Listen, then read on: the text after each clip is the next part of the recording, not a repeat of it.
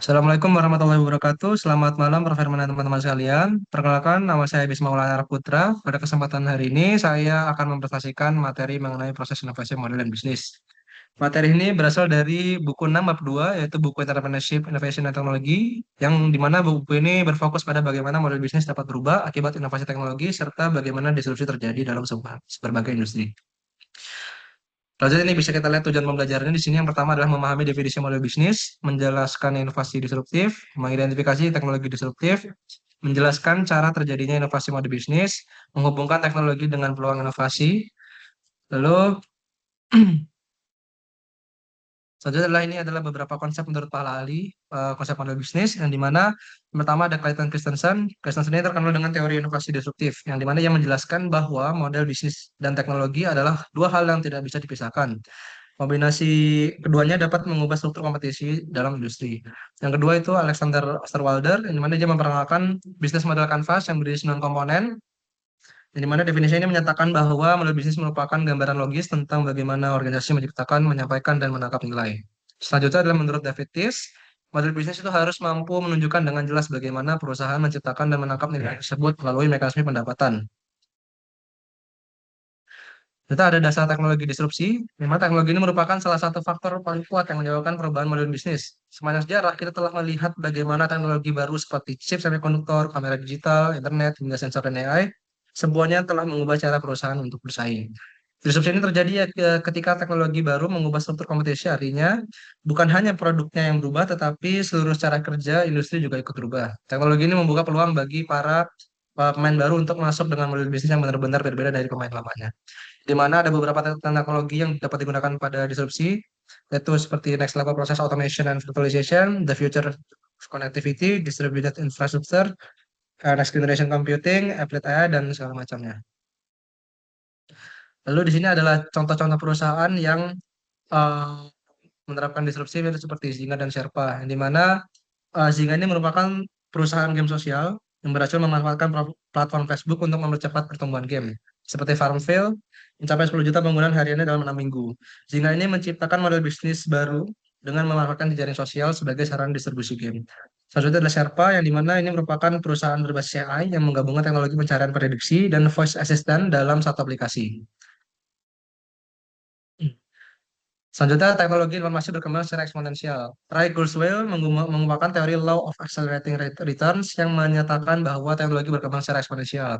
Artinya, setiap tahun teknologi menjadi lebih cepat, lebih murah, dan lebih canggih.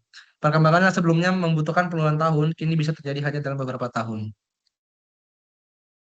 Selanjutnya adalah inovasi disruptif, yang dimana Christensen juga menjelaskan bahwa disrupsi itu bukan sekedar teknologi canggih. Jadi disrupsi itu merupakan perpaduan antara teknologi baru dan model bisnis baru yang mengubah cara kompetisi berlangsung. Produk disruptif bisa dimulai dari pasar yang kecil, murah dan tidak dilirik oleh pemain besar. Namun secara bertahap produk tersebut berkembang dan akhirnya dapat menyaingi bahkan mengalahkan pemain lama. Contohnya seperti kamera digital yang kasarannya menghancurkan industri film atau layanan streaming yang menggeser TV kabel. Selanjutnya ada inovasi model bisnis. Inovasi model bisnis ini dapat terjadi melalui tiga cara utama. Yang pertama adalah menambahkan aktivitas baru yang sebelumnya tidak dilakukan oleh perusahaan, lalu menghubungkan aktivitas yang sudah ada dengan cara yang baru atau lebih efisien, lalu mengubah pihak yang menjalankan aktivitas, misalnya dengan outsourcing, crowdsourcing, atau otomasi. Selanjutnya ini adalah 6 pertanyaan inovasi yang dimana pertanyaan ini bisa digunakan untuk merancang inovasi model bisnis. Terdapat 6 pertanyaan yang kunci yang perlu dijawab. Yang pertama itu ada kebutuhan pelanggan, apa yang ingin kita penuhi. Lalu aktivitas baru apa yang perlu ditambahkan, bagaimana aktivitas itu saling terhubung, siapa pihak yang paling tepat melakukan aktivitas tersebut, bagaimana nilai yang akan diciptakan, dan model pendapatan apa yang paling sesuai. Maka ini nantinya bisa membantu perusahaan secara sistematis mengevaluasi apakah model bisnis yang lama ini masih relevan. Hmm. Selanjutnya ada model pendapatan. Model pendapatan ini merupakan cara perusahaan untuk menghasilkan uang bagi perusahaan dan mitranya em, dengan mengambil sebagian nilai yang diciptakan untuk pemangku kepentingan. Contohnya ini ada seperti penjualan layanan seperti Skype, terus langganan seperti Financial Times atau layanan Game Blizzard, lalu ada retail seperti Amazon, Zappos, atau Tesco, lalu komisi seperti eBay dan Apple, lalu ada iklan seperti YouTube dan Google, lalu lisensi digital seperti Salesforce, lalu model freemium seperti Spotify. Selanjutnya ada teknologi informasi sebagai enabler inovasi. Terdapat tiga peran utama teknologi informasi ya dalam inovasi model bisnis. Yang pertama itu adalah sebagai penyampai proposisi nilai. Contohnya seperti Tesco Home Plus di Korea yang membuat toko virtual berbasis QR. Lalu meningkatkan pengalaman pelanggan seperti Silo Band dalam konser Coldplay untuk pengalaman interaktif. Lalu ada juga fasilitator efisiensi operasional melalui penggunaan enterprise system, big data, dan otomatisasi. Teknologi informasi ini tidak hanya menambah fitur baru, tetapi juga mengubah cara nilai disampaikan ke pelanggan. Penerapan AI pada peluang bisnis, selanjutnya yang ini pertama ada kecerdasan buatan semantik atau konseptual ya, seperti pada search dan knowledge graph, lalu ada juga kecerdasan kolaboratif, yaitu AI yang mendukung pekerjaan manusia, misalnya dalam diagnosis kesehatan. Lalu ada juga AI dalam rantai pasok manufaktur seperti predictive maintenance atau demand forecasting, yang dimana AI ini membuka peluang besar bagi perusahaan untuk mengoptimalkan proses menciptakan layanan yang lebih cerdas dan personal. Selanjutnya ini ada beberapa studi kasus.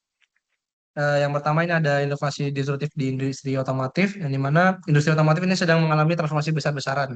Seperti Tesla menjadi pemimpin inovasi dengan mobil listriknya, tapi bukan hanya itu, Tesla juga mengembangkan sistem baterai, jaringan supercharger, dan autopilot berbasis AI. Selain itu, Uber mengubah cara orang menggunakan transportasi dari model kepemilikan kendaraan menjadi model layanan mobilitas berbasis platform. Waymo dan Cruise juga mempercepat adopsi kendaraan otonom yang dapat mengubah seluruh ekosistem industri otomotif. Selanjutnya ada juga untuk disrupsi high-end Tesla.